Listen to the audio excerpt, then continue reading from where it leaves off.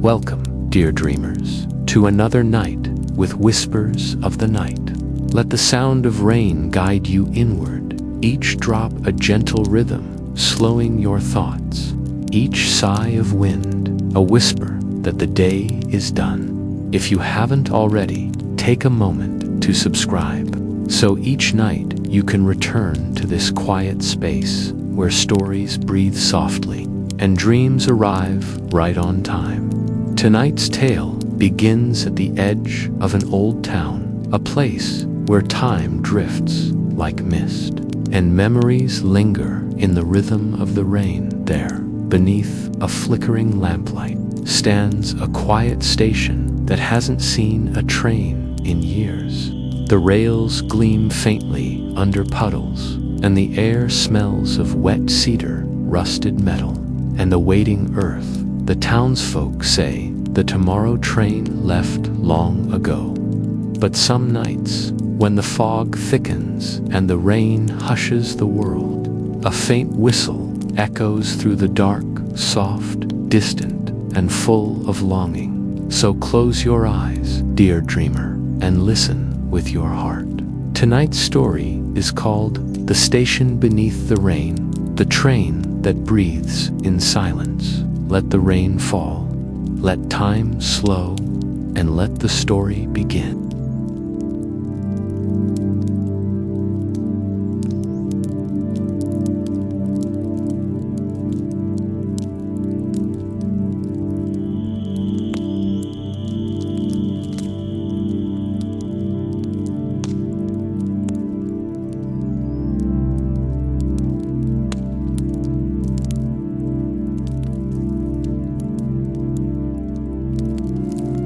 The rain falls softly, 1,000 tiny footsteps upon the roof. You sit on the wooden bench, listening. The rhythm is gentle, patient, like the breathing of the earth. The air smells of damp cedar and old iron. You can almost taste the rain as it drifts through the open platform. Cool, metallic, pure. The lantern beside you flickers, spreading soft gold across the puddles. Each reflection ripples like a dream, fragile and fleeting, somewhere far down the line. You think you hear something, not quite thunder, not quite song, a hum that could almost be a train. You breathe in deeply, letting the mist fill your lungs with quiet. The world feels far away, but the moment feels eternal. You open the journal, resting on your knees, the one that once belonged to your grandmother. Inside, pressed between yellowed pages, is a single train ticket. Its ink glows faintly, though no light touches it. The words read, "For tomorrow." You trace the letters gently, and for a moment, the rain seems to pause, as though listening to the platform creaks. The station clock ticks backward once, then forward again. You feel something not seen, but known. A warmth that hums beneath the rain. The mist shifts, and for the briefest heartbeat, you see it, the outline of a brass train gleaming softly beyond the fog. Its windows filled with gentle light, the sound of its breath, slow, deep, like the sigh of time itself. You close your eyes, let the thought settle like rain upon water. You are safe here, you are waiting, but you are not alone. Take a deep breath in and out. Let the past drift away. Let tomorrow find you when it's ready.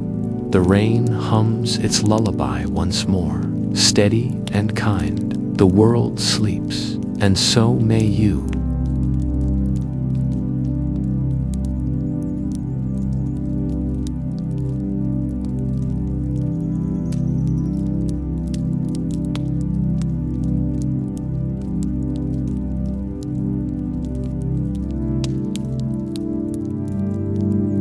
The train that waited for tomorrow. The station beneath the rain.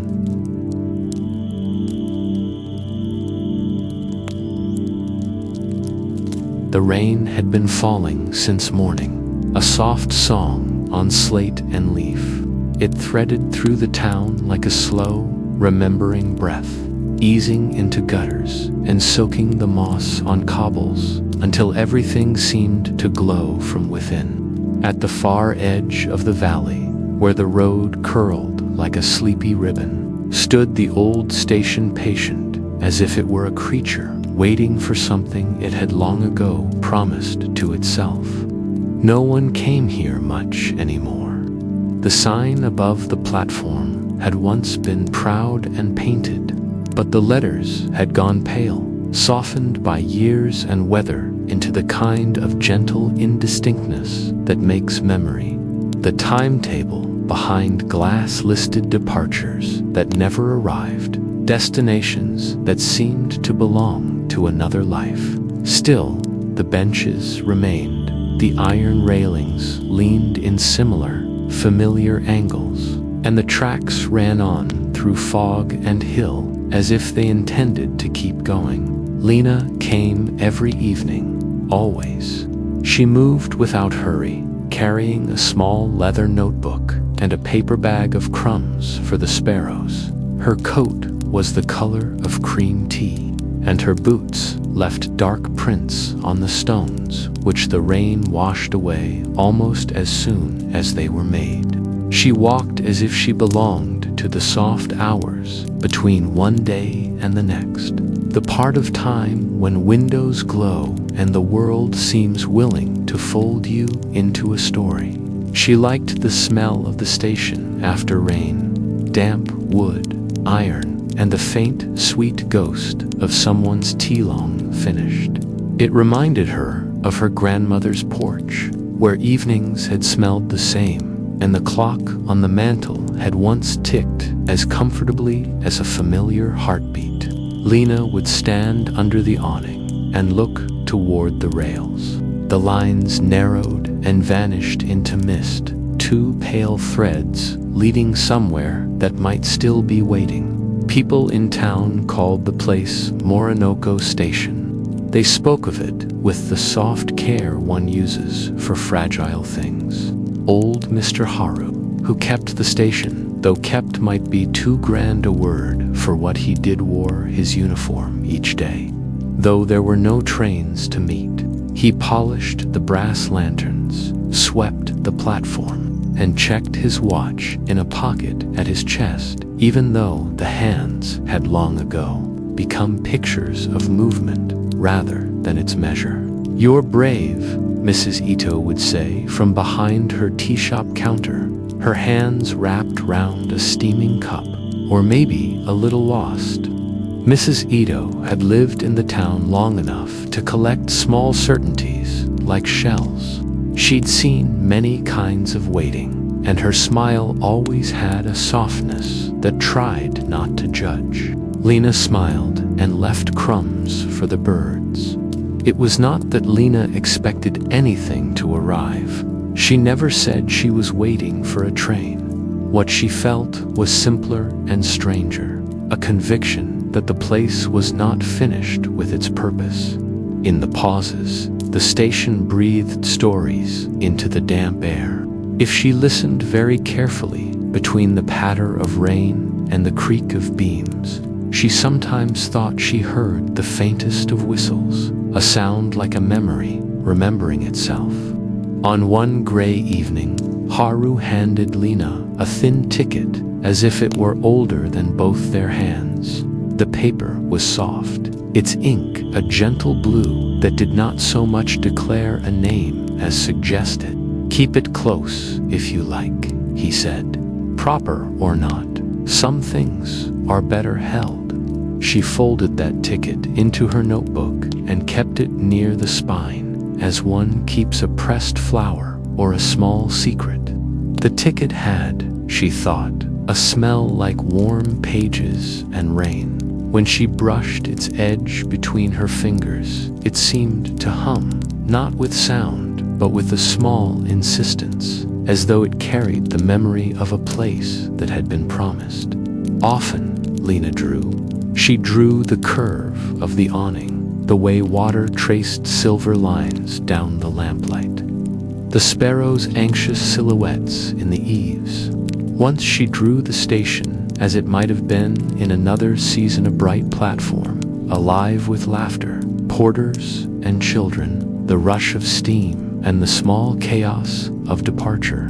When she showed that drawing to Haru, he tapped the paper with a finger that had known many winters and said, "You draw what the heart remembers, not what the eye counts. That is a kind of truth." There were nights when the fog made private places of public things. One such night, the rain slowed to a fine, steady mist, and Lena stood with her coat damp and her hair catching tiny, shining beads of water. The lamps along the platform were not bright, but they made small sanctuaries of golden light on the wet wood. Haru lit a lantern and held it out to check the glass, as if the flame might need reassurance. "Do you think it will come?" Lena asked, not meaning a question of iron or timber, but something a little more delicate, as if she were asking whether perhaps the world still kept its promises. Haru paused. He looked toward the tracks, where beyond a shoulder of hill there was only a suggestion of the horizon. "It won't make itself known loudly," he said finally. "Things that come for waiting come in small ways, in between the ticks, the space the clock forgets to keep." The idea lodged in her like a seed. Things that came for the patient often arrived wearing ordinary clothes, a stray light, the warmth of a hand, a word that looked like a map.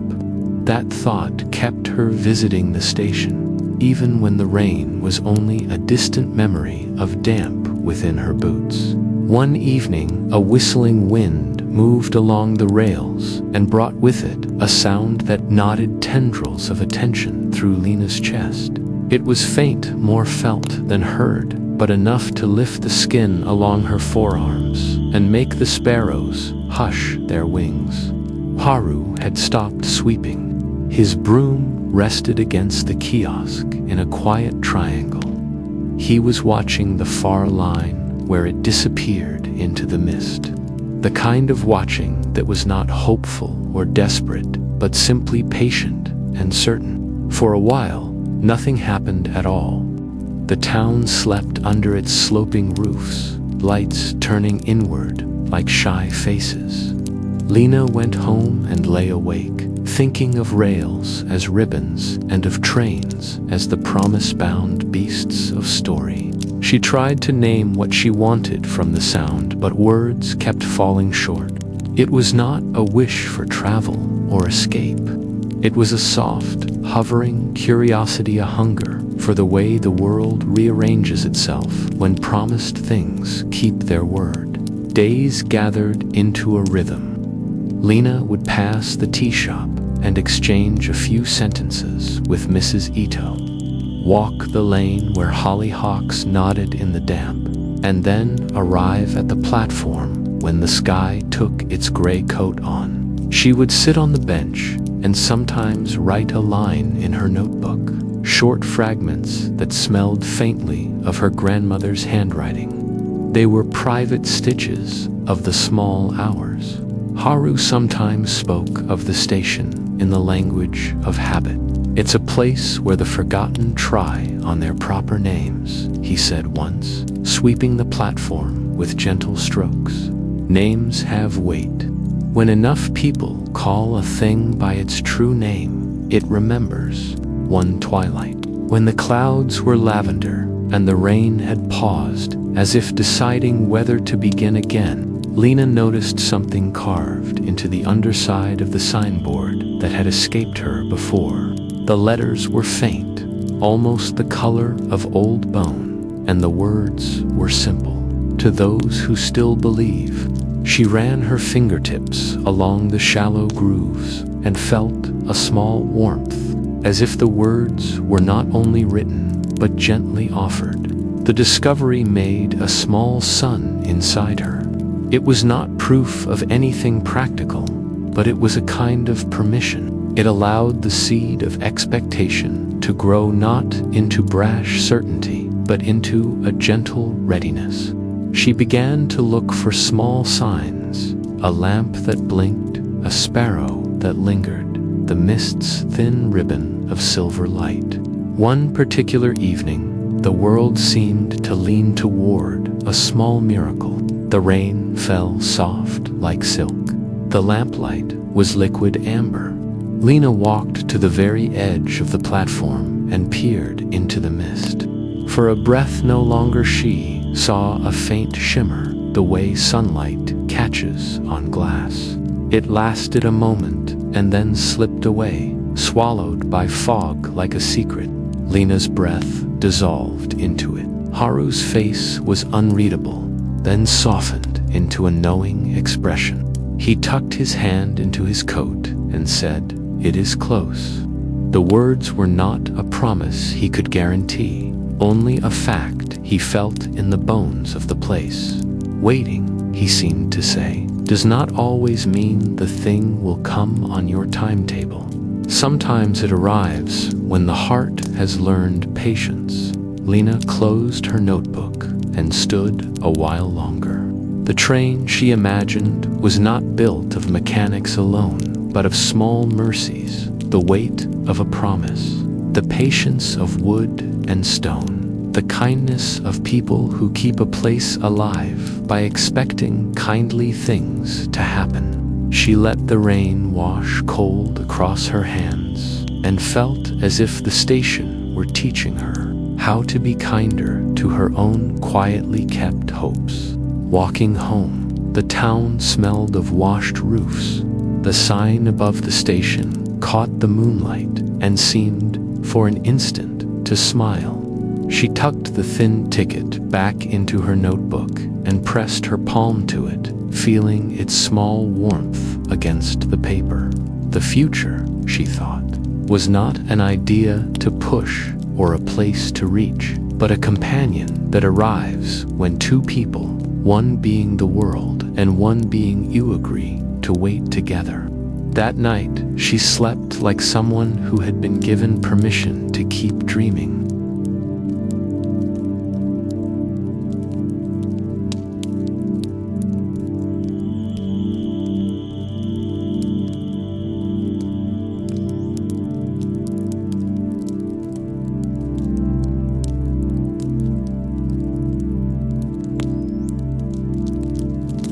The ticket that never fades.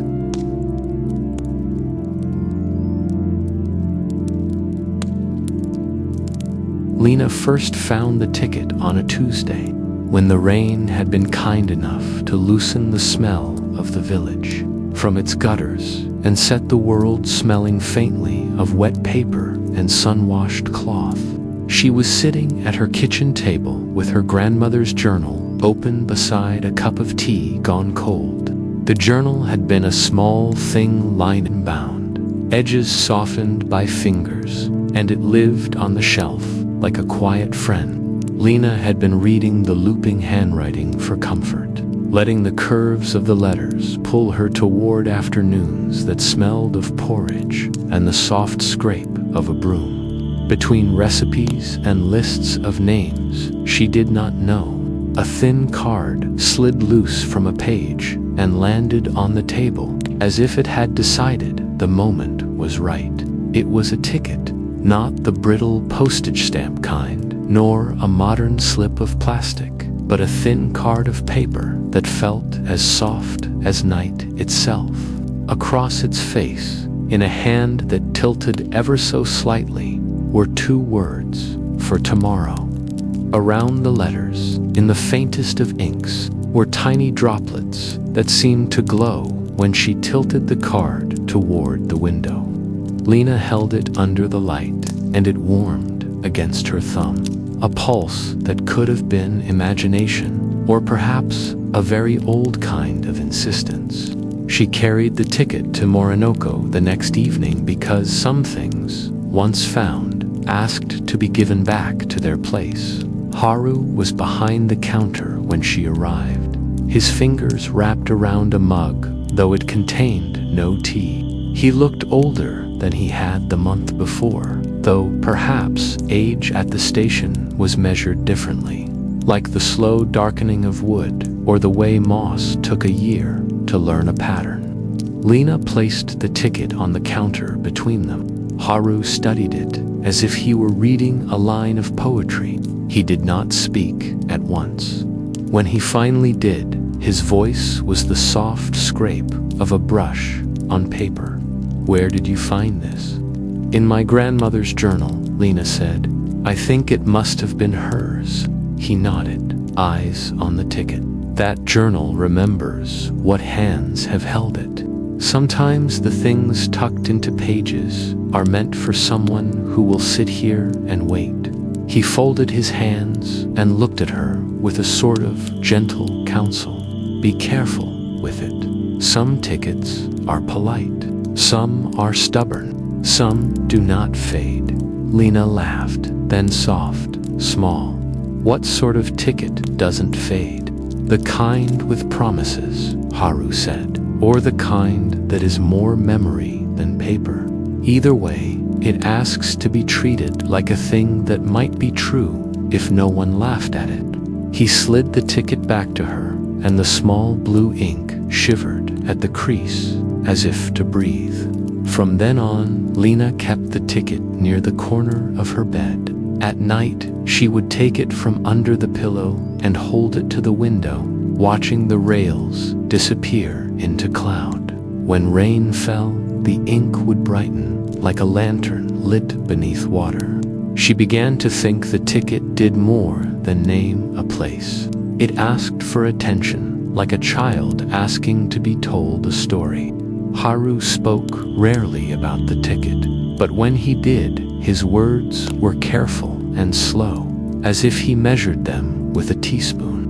"That train," he said one afternoon while they swept away leaves, "is not a machine only. It's a small collection of decisions and memory. It remembers the people who believed in it, and when those people remembered back, the train kept a place empty for them." "Does that mean the ticket belongs to someone else?" Lena asked.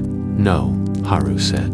"Sometimes a ticket waits until the right hands hold it. Sometimes it spends years in a pocket or a book, and sometimes it travels to the person who needs it most. The ticket does not hurry." He tapped his watch with a knuckle, though its glass was clouded. She pressed the paper to her face sometimes, and imagined lantern-lit carriages and passenger faces she had not met. In her head, she met the faces that might sit beside her. An old woman with stories folded into her shawl. A child with shoes too big and a serious expression. A man carrying a box of lost things. The ticket felt like a door that would open for those brave enough to stand in front of it and wait. The ticket became a quiet curiosity in town, noticed but not proclaimed. Mrs. Ito asked Lena if the ticket was a sign that she should sell jam instead of waiting. Old Mr. Sato wondered if Lena had finally decided to move away. Lena shrugged and said nothing. Words felt heavy in the small chambers of possibility that were opening in her chest. The rain grew thoughtful that week. Sometimes it was a curtain of fine silk. Sometimes it came in short, bright bursts that made the platform scent the way a kettle scents a room. Each time it fell, the ticket woke and burned with the small light of ink.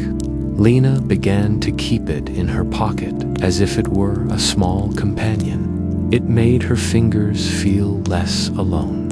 One evening, under a sky the color of pewter, Haru put his hand on the ticket without asking. He held it between his palms, as if it were a tiny animal, and looked at Lena with eyes that seemed younger for a moment. "Does your grandmother speak of trains?" he asked.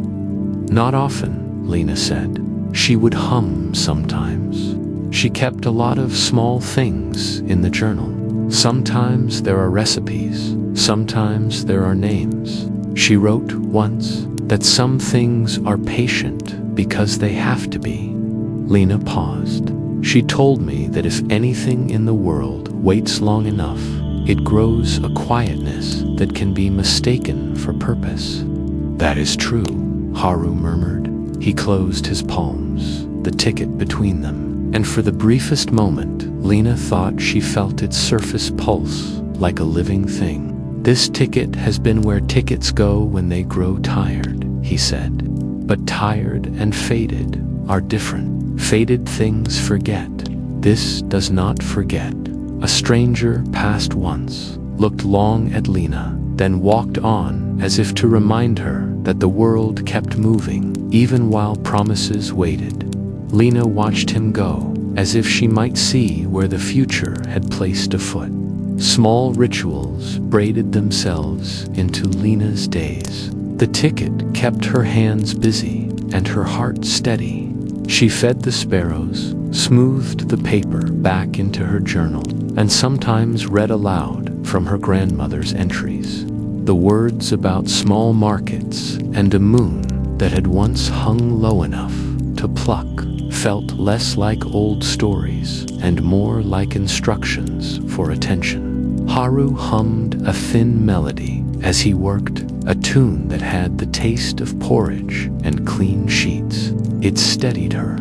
On the morning when fog clung to the valley like a shawl, Lena woke to a sound she had not heard before, the soft, precise click of a carriage door. She held her breath and followed the sound down the lane. The station held its own kind of silence, an open waiting that was not empty. The ticket, heavy in her pocket, sang against her ribs. Haru stood at the edge of the platform with a small lantern, the light painting warm circles on the wet boards. He nodded, and with the simple authority of someone who understands the invisible rules, he gestured toward the rails. Lena stepped forward and peered into the mist where the tracks vanished. For a heartbeat, she saw nothing but a gray that tasted of damp wool and old wood. Then, as if someone had decided to unroll a ribbon of quiet, a silver thread of light threaded along the rail. It was not the harsh glare of engines or the crude glare of lamps, but a gentle seam of sheen that slid like a sigh along the iron. The mist shivered. The ticket in Lena's palm became a small sun. Haru did not speak. He only watched with the kind of attention people learn when they have tended a place for many years. Lena stepped forward, and the rails hummed, a low song like the memory of a lullaby. The ticket glowed. She did not know where the train would take her. She only knew what it had taught her already, that some things wait patiently for hands that notice, that beliefs are kept more faithfully by habit than by proof, and that sometimes patience is the most honest kind of courage. As the light along the rail brightened and the mist parted like a curtain, Lena folded the ticket and tucked it to her heart. Haru, beside her, smiled the way someone smiles when the kettle boils at last. The tomorrow train, whatever it was, had remembered something it had promised long ago, and for Lena, that was enough to begin learning how to step quietly into the next page. She waited and believed.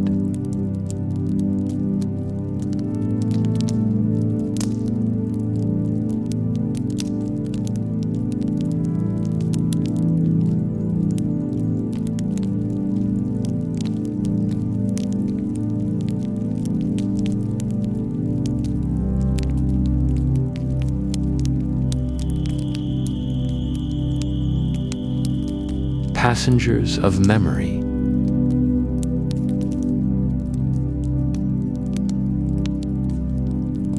In the third evening after the ticket had woken in Lena's pocket, the valley wore its fog like a shawl and the station sat quiet as a sleeping thing. The lamps came on with a pale patience, each one breathing a small yellow circle into the damp air. Lena walked the path with her notebook closed in her hand because words felt clumsy around what she hoped might happen. The sparrows tucked their heads into the eaves and watched her go like small, curious officers. The platform smelled of wet wood and old rain. Haru stood by the bench, hands folded in front of him, as though holding the shape of a long-remembered gesture. He nodded when he saw her. "Tonight," he said, "the station might remember what it learned a long time ago." His voice was as calm as riverstone. Lena felt the words settle in her chest like fine ash, a promise that was not loud but true. As twilight thinned, the mist thickened. Shapes became softer, edges lost their certainty. Lena pressed her palm to the rail and felt the iron cool under her skin. The tracks looked less like a path and more like a question. She sat on the bench, the leather of her notebook familiar beneath her fingers, waiting without naming what she waited for. Then the lights flickered, once like a blink, and from the fog there came a sound that was not the clanging of any bell Lena knew. It was a soft folding, like pages turning in a book no one had read for many years. The hairs along her arms rose. Haru's broom rested against the kiosk. He still did not move. The air felt older, as if the night itself had found a way to unroll its sleeves and listen. Silhouettes appeared along the platform as if they had been painted into the mist and given the liberty to breathe. They were not ghosts in any frightful way. They were gentled echoes. A woman in a shawl whose eyes held tiny maps of towns she never reached. A boy with a cap and a satchel that had never been filled. A man with a suitcase from somewhere the world had lost. A girl with ribbons in her hair and a small, stubborn hope that kept tugging her forward. They were not solid enough to cast proper shadows, but they had a presence like the remembered warmth of a hand when they spoke. Their voices were threaded through with years. They did not raise their tone. They said simple things, names of places, the taste of an apple on a trip never taken, a promise to return that had been interrupted by rain or fear. Lena listened as if the station had become a careful listener. And in listening, she felt the town's heartbeat sinking slowly to the rhythm of remembered journeys. "Where are you going?" she asked before she could think to be shy. One passenger looked at her with eyes like old coins. "We are going where someone left a piece of themselves," she said. Her voice smelled faintly of cinnamon and orange peel. "We travel on what is kept unsaid." The boy with the cap smiled at the idea of unsaid words like they were toys to be claimed. Some of the passengers held small objects, folded photograph, a ribbon, a ticket, a book where a page had been never read. The objects seemed to glow, a little lit from within by the usefulness of memory. Lena noticed how each item hummed like a small lamp. The man with the suitcase opened it a crack, and inside lay letters that had been written but not posted, the ink still legible with care that had never dried out.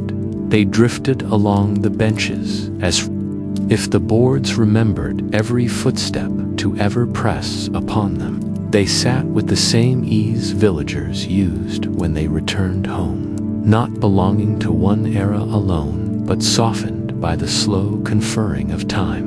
Haru stepped forward at one point, as if drawn by an invisible thread. He did not speak in the way that asked questions. He spoke in the way that offered shelter. "Welcome," he said. and his word was a small bow, an invitation. The passengers inclined their heads with gratitude, and the gratitude filled the platform like sunlight pooling in a cup. Lena realized then that the station was not only a place for iron and timetables. It was a house for unfinished songs, an attic for frayed maps, a harbor for things waiting to be righted over the edge of the rails. The fog thinned enough to show the glint of a silver line where a carriage might pass. For a while, the platform became a theater of soft confessions. A woman in a shawl told of a town with a bridge she never crossed. In her telling, the bridge grew vivid as if hearing its own name. A young soldier who had a look that belonged to an era of uniforms Lena had only ever seen in pictures, spoke of the letter he had never mailed to the person he loved. A child hummed a lullaby her mother once taught her, and the tune seemed to mend in the telling dot. Lena watched them with a hunger that was not prying but tender. Each story was a needle threading the cloth of the place, stitching raggedness into something whole. She, too, had an unfinished sentence tucked in her heart, the small ache around her grandmother's journal. The way that journal had contained a ticket and a few recipes and kept safe the spaces between. Listening made her feel less alone in that unfinishedness. One passenger, woman with silver hair braided like a river, walked slowly toward Lena and stopped a step away. Her hands were full of scraps of paper folded into tiny cranes. "We are passengers of things not yet done," she said, and Lena heard a whole history in the soft fall of her voice. "We are made of could-have-beens and almosts. We are not here to frighten. We are here to be remembered." "You aren't ghosts?" Lena asked, because the word hung like a lantern she did not know how to light. The silver-haired woman smiled. "Not ghosts, not quite. Think of us as echoes that decided to take shape." She handed Lena one of the paper cranes. It was warm, as if folded near a hot hearth. Lena took it and felt the paper fit around her fingers like a promise. Haru watched quietly. He spoke to the passengers sometimes, recalling names or places they had forgotten in the hurry of other days. He did not tidy them away or send them on as if they were late. He simply listened and placed soft, important things back into hands that had mislaid them. Lena understood then that he was not only the keeper of the platform, but also a kind of librarian for the lives that sought salvage. "What do you seek?" Lena asked a girl who sat on the bench with a small tin box. The girl lifted the lid and out fell a dozen tiny glass marbles that glittered in the lamplight. "I am looking for the one I lost by a river," she said. "It was the first thing I ever owned, and I left it when I thought I could catch a coin on the water, and never found the courage to go back." Her voice was full of the honest sorrow of small mistakes. Lena found her own throat tight. It was easy to think that small things did not matter. The passengers insisted otherwise. Their longings were precise, sometimes ridiculous, sometimes aching in ways that blew the dust off the corners of Lena's heart. These were not grand myths. They were tiny, ordinary hopes, worry over a letter, hunger for a longer farewell, regret over shoes left at a doorstep. The station had room for them all. As the night deepened, the passengers began to flow toward the far end of the platform where the rails shimmered like a river of mercury. They moved as if guided by a hand Lena could not see. Before stepping away, many of them turned to the station as if to say goodbye to a friend who had taken very good care of them. Haru stood at the threshold like a gentle sentinel. He nodded at each, remembering names the passengers themselves had nearly forgotten. "Are you going on the train?" Lena asked the silver-haired woman who now stood nearest the lantern.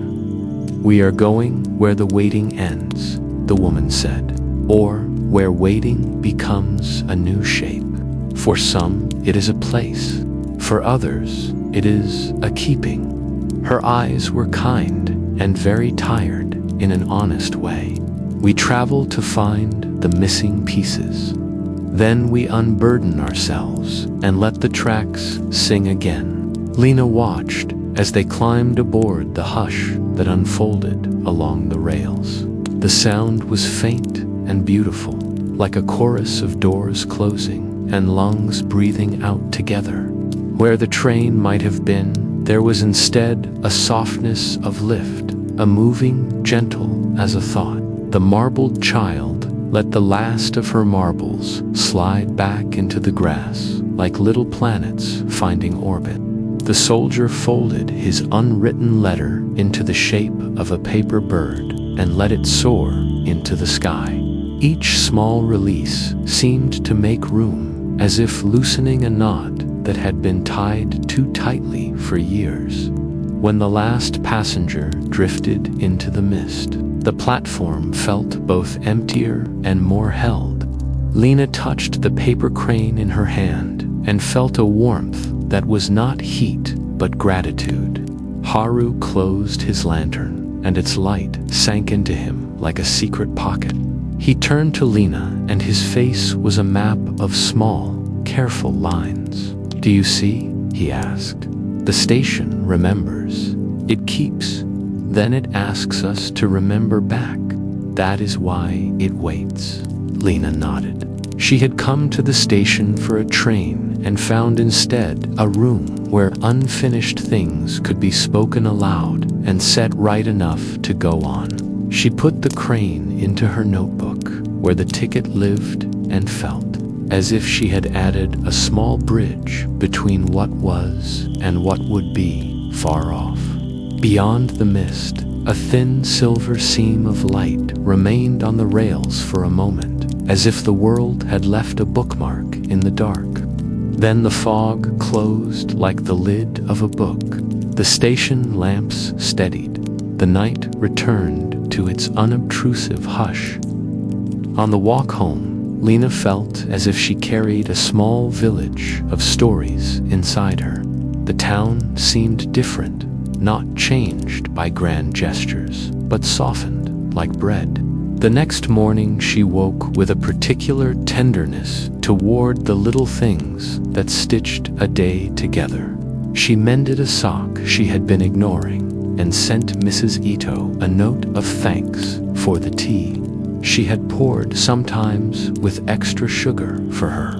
The world, she thought, was generous if given attention. The ticket in her notebook seemed to glow a fraction, as if in answer. Lena pressed her hand against her heart and felt the quiet of the station waiting there, patient and luminous.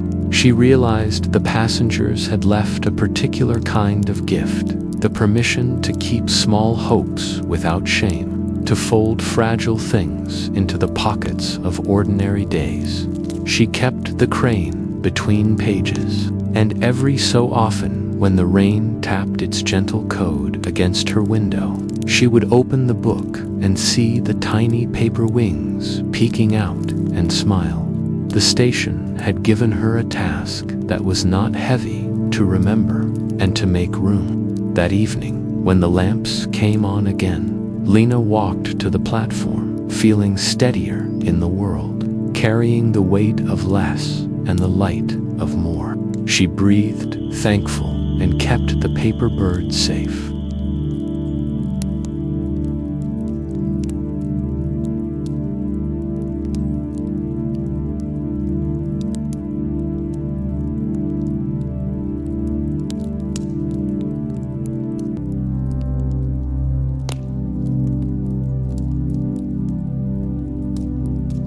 The train that breathes.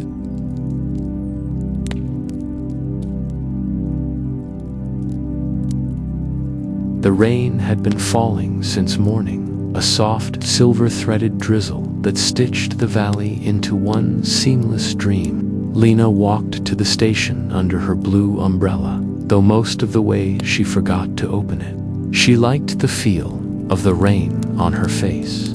It made the world gentler, like a painting not yet dry. The air was heavy with the smell of wet earth and the faint sweetness of tea leaves from the shop near the square. When she reached the station, she saw Haru already there, sweeping the platform. As always, his movements slow and measured, like a man rehearsing patience. The fog pressed close around them, hiding the world beyond the tracks. It felt like standing at the edge of something enormous and kind. The lamps along the platform flickered once, twice, and then steadied into a deep amber glow. The light fell across the rails in long, gleaming ribbons. Haru paused mid-sweep. "It's close," he said quietly, almost reverently. "The air changes first. You can hear the breath of it before the sound." Lena closed her umbrella and listened. At first, there was only the hum of rain. Then, beneath it, something else, a deep, rhythmic pulse, faint but sure, like the steady inhale and exhale of a sleeping creature. The air thickened with a subtle vibration that ran through the soles of her shoes. From the mist, light began to form, not sudden or sharp, but as though the fog itself remembered how to glow. A shimmer of gold unfurled along the track, stretching. The rain fell through it like strands of glass. Slowly, impossibly, the outline of a train emerged. It was unlike any train Lena had ever seen. Its body was made of brass and moonlight, its surface rippling gently as if it were alive. Steam rose from beneath the wheels, but the sound was not harsh. It sighed. The lamps along its sides flickered softly, each one containing a different color of memory. The pink blush of a morning sky, the soft gray of winter smoke, the green of childhood fields. The tomorrow train had arrived. Lena stood motionless, her breath shallow. Haru's hat tilted slightly forward, shadowing his eyes. But there was a smile on his face that looked as if it had been waiting decades to return. "There it is," he whispered. "The train that breathes." The first carriage passed them slowly, its windows glowing faintly blue. Inside, she thought she saw children chasing each other through sunlight, a memory not her own, but warm all the same. The next carriage shimmered gold, and within it, a man sat writing a letter, pausing every few lines as if listening for an answer that would never come. Another carriage was full of lanterns drifting in water, their reflections trembling on the surface as though remembering someone's dream. Each carriage seemed to carry a piece of time, the sound of laughter, the rustle of leaves, a heartbeat caught between two choices. The train exhaled, and the mist rippled outward, like a sigh released after years of holding. Lena felt something move inside her chest, not fear, but the delicate ache of recognition. She turned to Haru, her voice soft as the rain.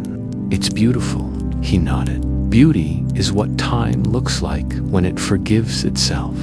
The train came to a stop. Its door opened without a sound, spilling a faint golden light onto the platform. The air filled with the scent of rain and old tea, the smell of memory, gentle and familiar. Lena stepped closer. The brass rails hummed beneath her feet. She could hear faint voices, laughter from somewhere long ago. On the doorframe, engraved in the faintest of silver lines, were the words, "For tomorrow," the same words that shimmered on her ticket. She reached into her notebook, her fingers trembling slightly, and drew out the ticket that had waited for her through pages and seasons. It glowed softly, pulsing in rhythm with the breath of the train. The rain caught on its edges and made tiny halos of light. Haru watched quietly. "You've come this far," he said. "Perhaps it's time to see what waits beyond waiting." "But if I step on," Lena said, her voice unsteady, "what happens to this place, to you, to the town?" He smiled, setting down his broom. "Places like this never vanish. They rest like a held breath. As for me," he looked toward the fog, his eyes kind. "I was meant to wait until the train remembered someone's name. I think that someone is you."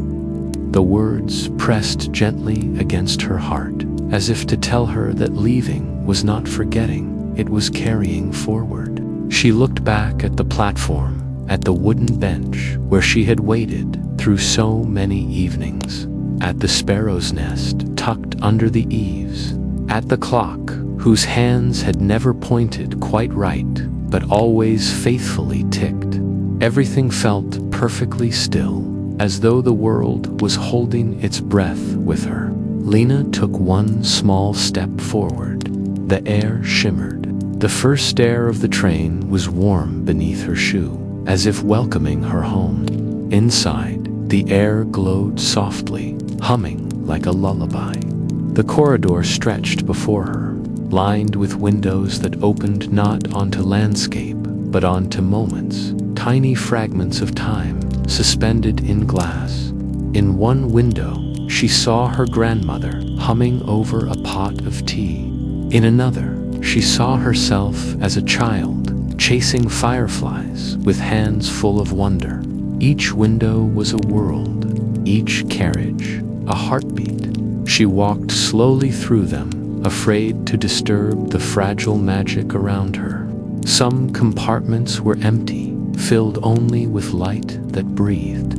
Others held passengers, not alive in the way she knew life, but present. A boy sat reading a book that turned its own pages. An old woman gazed out of her window, smiling as a younger version of herself danced in the reflection. Lena touched the brass railing, and it pulsed once beneath her palm, like a living creature recognizing her touch. The train inhaled. The lights dimmed slightly, then brightened again, as if it, too, were nervous. When she reached the center carriage, she found a seat waiting by the window. On the small table beside it sat a cup of steaming tea. The scent was familiar, her grandmother's blend with just a hint of lemon and honey. She sat slowly, the seat warm, as if someone had been waiting for her. Outside, through the window, she could still see the station. Haru stood by the platform, hat in hand, the lamplight wrapping him in gold. He lifted a hand, not in farewell, but in blessing. The whistle sounded low, soft, and full of ache. The train breathed deeply, and the air in the carriage grew light, filled with that same shimmering energy that lived between rain and morning. The wheels began to turn, not with noise, but with the hush of a tide returning home. Lena held the cup in both hands and whispered, "I'm ready." The train moved. Slowly, silently, it glided forward, cutting through the fog. The station fell away. Though it didn't feel like leaving, more like being carried into the continuation of something that had never really ended. As the landscape shifted outside, Lena saw fields of light, rivers made of time, and constellations that changed shape when she blinked. The stars looked close enough to touch, and in their glow, she thought she could see faces, not lost, not gone, just remembered.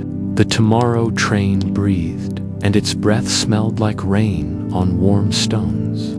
Every inhale felt like promise, every exhale like release.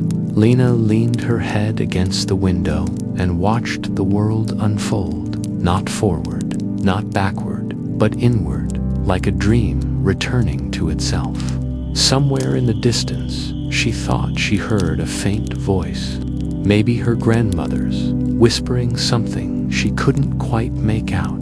But she didn't need to understand, she could feel it. The ticket in her pocket had stopped glowing now. It rested quietly, as if its purpose had been fulfilled. The paper crane, tucked into her notebook, stirred slightly in the faint breeze that slipped through the window crack. The train breathed again, and so did she. The rain outside slowed, then faded altogether. The mist parted, revealing a sky washed clean. The rails ahead stretched endlessly into the horizon, silver threads leading toward the heart of tomorrow. Lena closed her eyes and smiled, the scent of tea still warm in her hands. For the first time in a long while, she was not waiting. She was simply going, and the train that breathed carried her gently onward.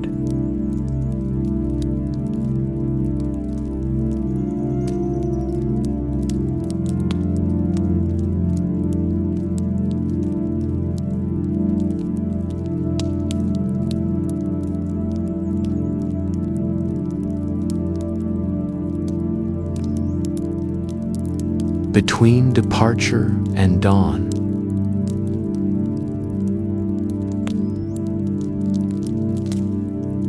The tomorrow train moved soundlessly through a sky that wasn't quite night and not yet morning, a realm of soft clouds and trembling reflections. Outside the window, stars swam through mist like lanterns drifting across a lake. Each glimmer was a heartbeat, a memory, a whisper from some long-forgotten yesterday. Lena sat quietly by her window, the teacup warm in her hands. The world outside shifted like a dream, rivers flowing backward, mountains dissolving into light, fragments of laughter carried on invisible wind. Time here was gentle, like a tide that had stopped trying to rush anywhere. She had thought the train would take her to a destination, some hidden station beyond the horizon, perhaps where her grandmother's spirit waited. But as the hours melted into a silvery haze, she began to understand. There was no map, no timetable, no arrival. The train's rhythm was the heartbeat. A soft tapping at her compartment door pulled her from her thoughts. She turned. A boy stood there, no older than 10, holding a small glass jar that glowed faintly from within. Inside, threads of light swirled and danced, casting gentle reflections across his face. His hair was tousled like wind-blown wheat, and his eyes shimmered with quiet determination. "Are you collecting stars?" Lena asked, smiling softly. He nodded. "Only the ones that fall before dawn. They fade if you don't catch them in time." He stepped closer, peering out her window. "I've been chasing them for so long. I think one of them might be my brother's laugh." The train swayed slightly, as if listening. Lena felt something tighten in her chest, that tender ache of understanding. "Maybe it is," she whispered. "Laughter always finds its way back to light." The boy smiled, shy and bright, and placed the jar on the windowsill. The starlight pulsed once, twice, then settled into a soft golden glow, like a promise safely kept. He thanked her and slipped away down the corridor, the faint sound of his footsteps blending with the hum of the rails. Moments later, another passenger entered the compartment, a man with paint-smeared hands and eyes that held a storm of colors. He carried a worn canvas under his arm. When he sat across from her, he exhaled, as though setting down the weight of years.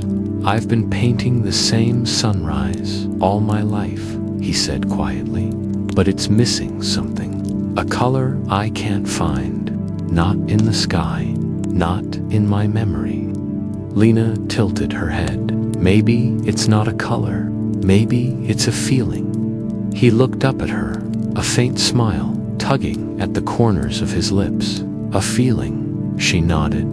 The kind that happens right before the light changes, when you're not sure if it's ending or beginning. The man stared out the window for a long while. Beyond the glass, the horizon shimmered, a slow bloom of blue and rose, the first whisper of dawn brushing against the stars. Yes, he said finally, that's it. The color between departure and dawn. He opened his canvas and dipped his brush into the faint light spilling through the window. The paint shimmered, alive and breathing. As the brush touched the canvas, the train seemed to sigh, as though relieved that something long unfinished had finally found its way home. When he finished, the man smiled at Lena, his eyes peaceful. "Thank you," he murmured, and when she blinked, he was gone, the seat across from her empty except for the faint scent of linseed and rain. The train rolled on, its carriages whispering softly, carrying stories like seeds on the wind. Each compartment she passed revealed another traveler, a woman clutching a small shoe and humming lullabies to the air, an old musician tuning a violin that played echoes instead of notes, a girl tracing constellations on the fogged glass, her breath painting tiny galaxies. Lena moved quietly among them, her steps light, her heart open. There was no sorrow here, only the tenderness of remembering.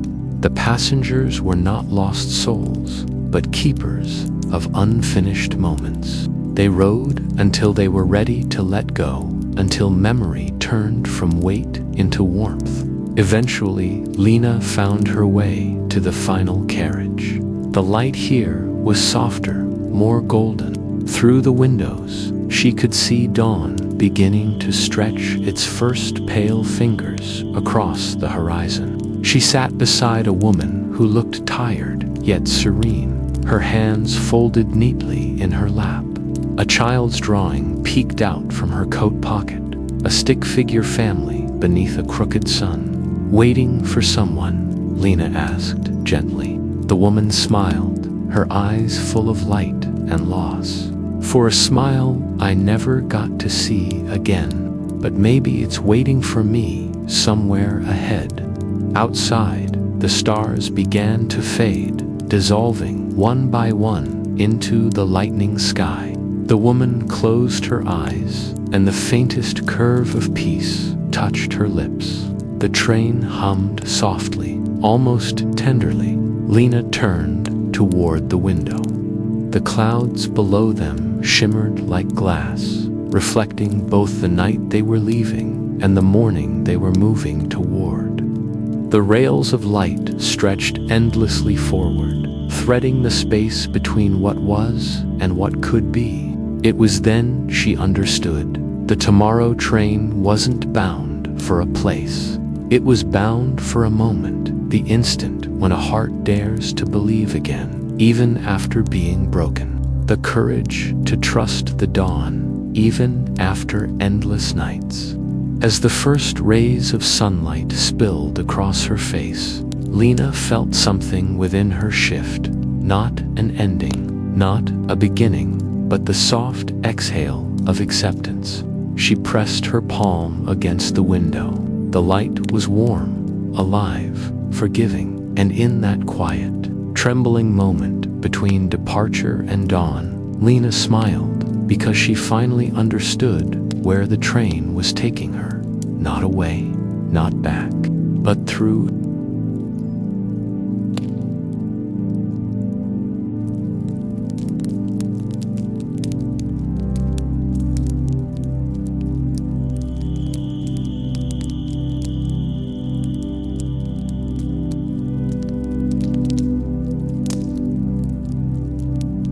When tomorrow arrives,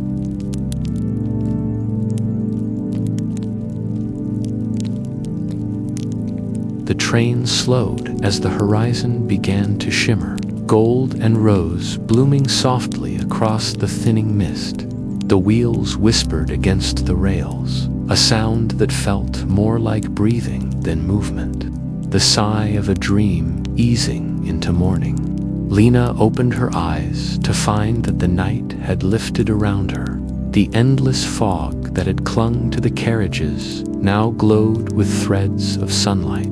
She sat very still, listening. The air was different, lighter, somehow filled with the hush of arrival. Around her, the compartments were quiet.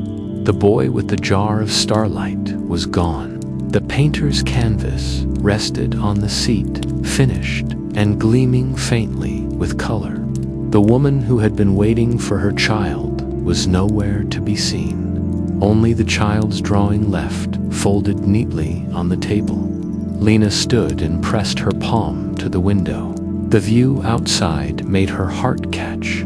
Below, her town stretched before her, the same familiar rooftops and winding cobblestone lanes, but bathed in a soft, golden light that made everything new. The rain had stopped. The air shimmered with the scent of wet earth and morning tea. The clouds were parting like curtains drawn back to reveal a long-awaited play. The tomorrow train exhaled a low, gentle hum. Its brass and moonlight gleamed in the dawn. The doors opened without a sound. Lena stepped out. The platform beneath her feet was damp but warm, touched by sunlight that seemed to hum faintly in the air. She turned, half expecting to see Mr. Haru standing nearby with his pocket watch and kind eyes. But the platform was empty, except for a single folded cap resting on the bench, the station master's cap. She picked it up carefully, her heart softening. The clock above the station door ticked once, then again. For the first time in years, the hands moved forward. Lena smiled, tears warming her eyes. The clock's gentle rhythm echoed through the quiet morning, like a heartbeat returning after a long sleep. She walked through the station gates. The old town was stirring, shutters opening, lanterns dimming, smoke curling from chimneys. Birds darted between rooftops, shaking drops of rain from their wings. Everything looked both familiar and slightly dreamlike, as if the world itself had taken a deep breath overnight. The market stalls were being set up again. She recognized the baker, laughing softly as he carried fresh loaves to his counter. Mrs. Ito arranged flowers in their vases, lilies, hydrangeas, pale morning blooms that caught the light. Lena walked slowly, each step echoing softly on the stones. People she passed smiled at her gentle, knowing smiles, as though they too had heard something in the night. A small girl tugged her mother's hand and pointed toward the station. "Mama, look, the clock's working again." Her mother looked up and nodded, whispering, "Maybe the train came back." Lena felt a warmth spread through her chest, quiet and tender. She clutched her grandmother's journal closer, feeling the texture of its worn cover beneath her fingers. The old ticket marked for tomorrow rested inside, still faintly glowing when touched by light. As she crossed the square, she could hear the soft trickle of the fountain again. It had been dry for months, but now water danced in its basin, catching sunlight like tiny mirrors. She stopped there for a moment, closing her eyes, listening to the sound.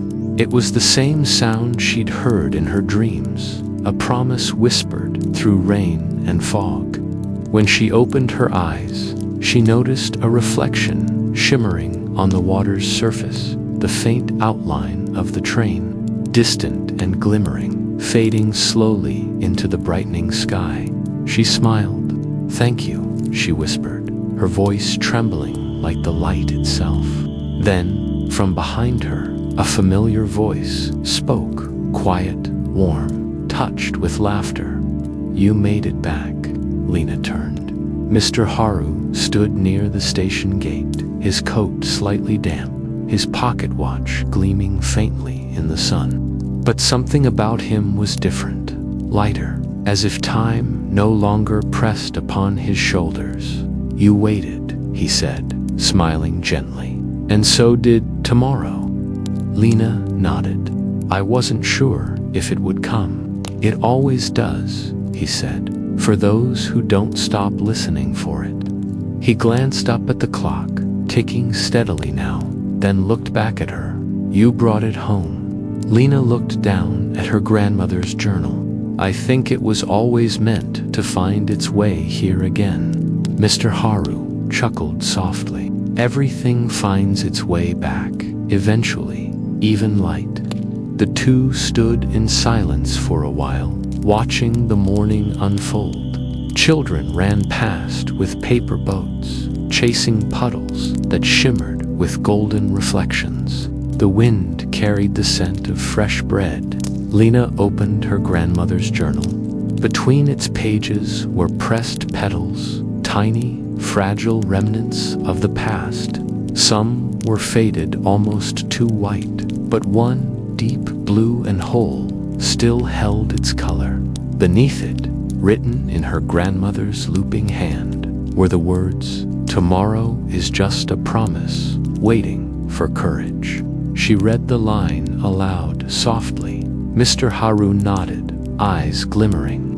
"She always believed," he murmured. Even after the last train left, Lena closed the journal, her heart full. Maybe she knew it never really left. It was just waiting for me to arrive. A faint wind rose, rustling the trees, carrying with it the distant echo of a whistle, gentle, far away, like a memory folded into air. Mr. Haru smiled. "There it is again." Lena listened. The sound faded, soft and sweet. "Do you think it'll come again?" she asked. He looked thoughtful. "Perhaps, but maybe not for us. Maybe for someone else, someone still waiting, somewhere else in the rain." Lena nodded. The thought didn't make her sad. It felt right, like a story continuing where it should. She looked around her town, the place she'd always known, now glowing with morning light that seemed to touch every corner with forgiveness.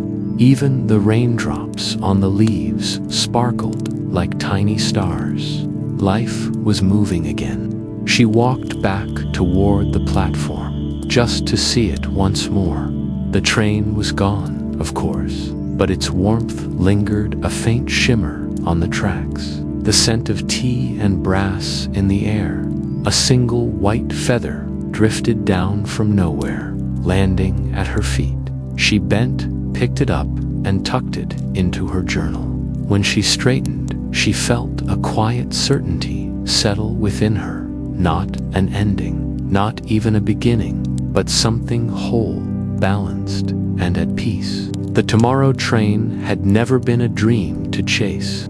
It had been a mirror showing her that waiting wasn't about standing still.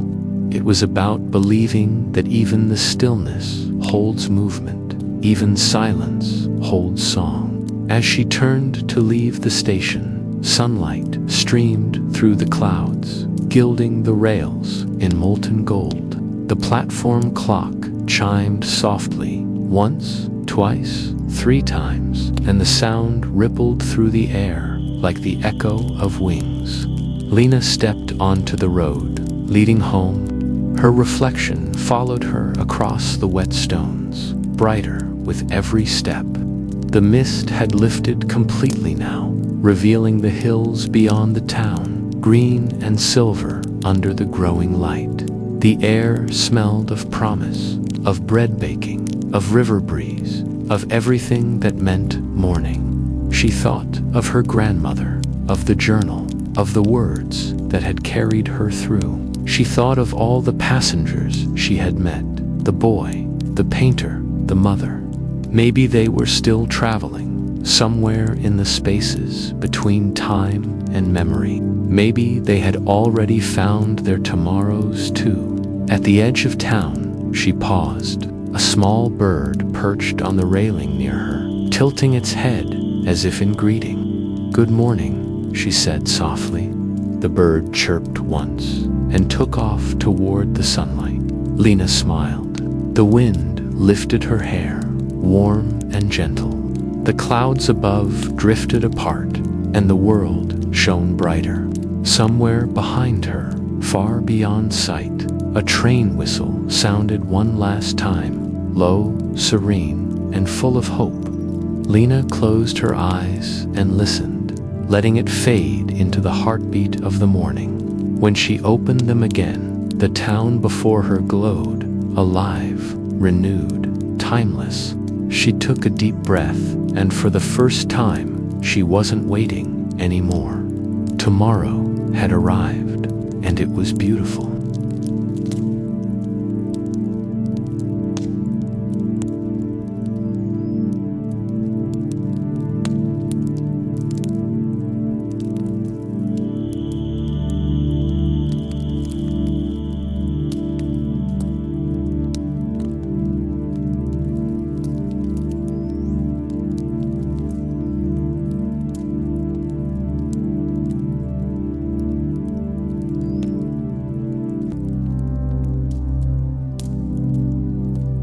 The night gives way to light.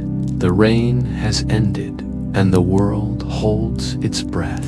The station beneath the rain is quiet now, but not forgotten. The clock ticks again, slow and sure, somewhere beyond the mist. A train hums softly, waiting perhaps for tomorrow. Rest now, dreamer. You've arrived exactly where you need to be. Thank you for traveling tonight with whispers of the night. Until we meet again, may your dreams arrive on time.